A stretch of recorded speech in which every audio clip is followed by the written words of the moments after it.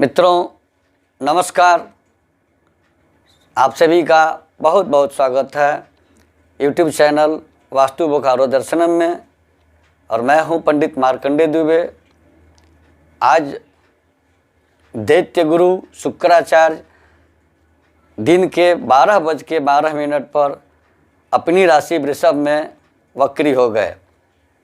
इसके पहले वाले एपिसोड में मैंने बताया है कि शुभ ग्रह अगर वक्री होते हैं, शुभ स्थानों में होते हैं तो 3 गुनी ताकत के साथ शुभ फल देने लगते हैं।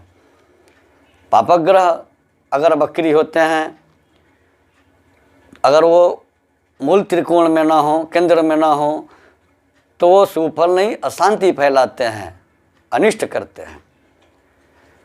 तो देवगुरु बृहस्पति और दैत्य गुरु शुक्राचार्य। शुक्राचार्य देवताओं के गुरु नहीं हैं, दैत्यों के गुरु हैं। राक्षसों के गुरु होते हुए भी इन्हें शुभ ग्रह माना गया है। अब जब ही वक्री हो गए तो 3 गुनी ताकत से शुभ फल देना शुरू कर दिए।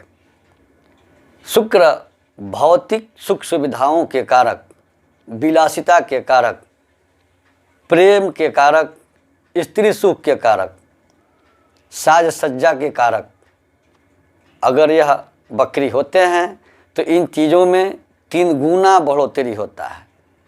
जिनकी कुंडली में शुक्र अच्छे भावों में है या जिनकी राशि से शुक्र अच्छे भावों में गोचर कर रहे हैं, उनके लिए तो बहुत ही बड़ी खुशखबरी है। लेकिन 4 राशियों में शुक्र जो है वो शुभ फल नहीं देते हैं। 4 स्थानों पर इनका फल कमज़ोर हो जाता है। छठा भाव, काल पुरुष के कुंडली का छठा भाव कन्या राशि होता है, जो बुध की राशि है, और वहाँ ये नीच हो जाते हैं। तो जब नीच का होकर के वहाँ गोचर करेंगे तो वह शुभ फल नहीं देते हैं। 7वीं राशि काल पुरुष के कुंडली में तुला राशि होती है, और 7वें भाव का कारक होने के चलते शुक्र तुला राशि में या 7वें भाव में शुभ फल नहीं देते हैं। जिन राशि के जातकों के 7वें भाव में शुक्र गोचर कर रहे हैं उन्हें बहुत अच्छा फल नहीं मिलेगा। 8वां भाव आयु और मृत्यु का कहा गया है। उस भाव में शुक्र के जाने से शुक्र स्वतः नपुंसक बन जाते हैं, इसलिए वहाँ भी शुभ फल नहीं देते हैं। 11वां भाव उन्नति, लाभ, जश और ख्याति का होता है। यह भाव पापग्रहों के लिए शुभ माना गया है। पापग्रह या गर्म ग्रह, जो गर्म स्वभाव के ग्रह हैं, उनका यहाँ पर गोचर करना बहुत लाभ देता है। लेकिन सौम्य ग्रह, शुभ ग्रह वहाँ जा कर के शिथिल पड़ जाते हैं। इसलिए 6, 7, 8 और 11 जिनके गोचर से शुक्र हो रहे हैं उन्हें कमज़ोर फल की प्राप्ति होगी। मित्रों, इस पर चर्चा आरंभ करें, इसकी जानकारी देना शुरू करें। इसके पहले आप सबसे एक बार निवेदन करूँगा कि यदि अब तक आपने हमारे इस चैनल को सब्सक्राइब नहीं किया है तो कृपया सब्सक्राइब कर लें, अवश्य सब्सक्राइब कर लें। नोटिफिकेशन बेल को दबा दें, वीडियो लाइक करें और अधिक से अधिक लोगों को शेयर करें, क्योंकि आपका एक शेयर अनेकों के पास जाएगा और ये जानकारी सबको प्राप्त होगी। जानकारी बढ़ने से आदमी सतर्क होगा, अपनी सुरक्षा करेगा, अपनी बचाव करेगा। अब 12 राशियों में सबसे पहली राशि है मेष राशि। मेष राशि के द्वितीय और 7वें भाव के अधिपति शुक्र। दूसरा भाव होता है धन का, कुटुंब का, और 7वां भाव होता है स्त्री और व्यापार का। तो यदि द्वितीय भाव में शुभ ग्रह वक्री हो रहा है, शुक्र वक्री हो रहे हैं, तो 7वें भाव का अधिपति भी हैं, व्यापार के अधिपति हैं, तो इन्हें व्यापारिक लाभ देंगे। निवेश के लिए यह उत्तम समय है। अगर व्यापारिक वर्ग हैं, आप व्यापार करते हैं, तो इस समय आपका धन निवेश करना आपके लिए बहुत लाभ देगा।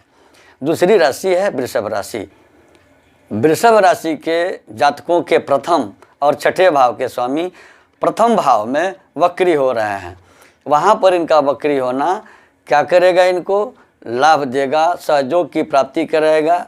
और बीमारी भाव के अधिपति होकर के वक्री हो रहे हैं तो इन्हें बीमारी से मुक्ति कराएगा, वैवाहिक सुख की प्राप्ति कराएगा। लेकिन शत्रु भाव के भी अधिपति होने के चलते इन्हें कोर्ट कचहरी के कामों से बचना चाहिए, अन्यथा हानि हो सकती है। तीसरी राशि है मिथुन राशि। मिथुन राशि के जातकों के 12वें और 5वें भाव के स्वामी 12वें भाव में वक्री हो रहे हैं। 12वां भाव होता है ऐशो आराम, सुख संसाधन, विलासिता का, भौतिक सुख का। वहाँ पर अगर शुभ ग्रह शुक्र वक्री हो रहे हैं तो इनके सुख सुविधा में बढ़ोतरी करेंगे। और 5वां भाव होता है संतान और विद्या का, तो इनके विद्या बुद्धि में भी बढ़ोतरी होगी। चौथी राशि है कर्क राशि। कर्क राशि के चौथे और 11वें भाव के अधिपति 11वें भाव में वक्री हो रहे हैं। मैंने बताया था कि 11वें भाव में शुभ ग्रह अच्छा फल नहीं देता है, इसीलिए कर्क राशि के जातकों को स्वास्थ्य पर ध्यान देने की बहुत ज़रूरत है और बुजुर्गों की सलाह लेना इन्हें अनिवार्य है, अन्यथा बनते काम बिगड़ सकते हैं।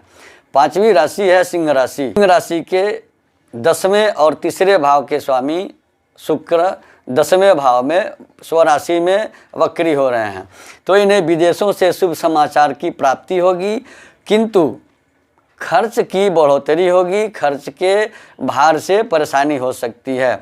6ठी राशि है कन्या राशि। कन्या राशि के 9वें और 2रे भाव के स्वामी अर्थात भाग्य और धन भाव के स्वामी भाग्य भाव में वक्री हो रहे हैं।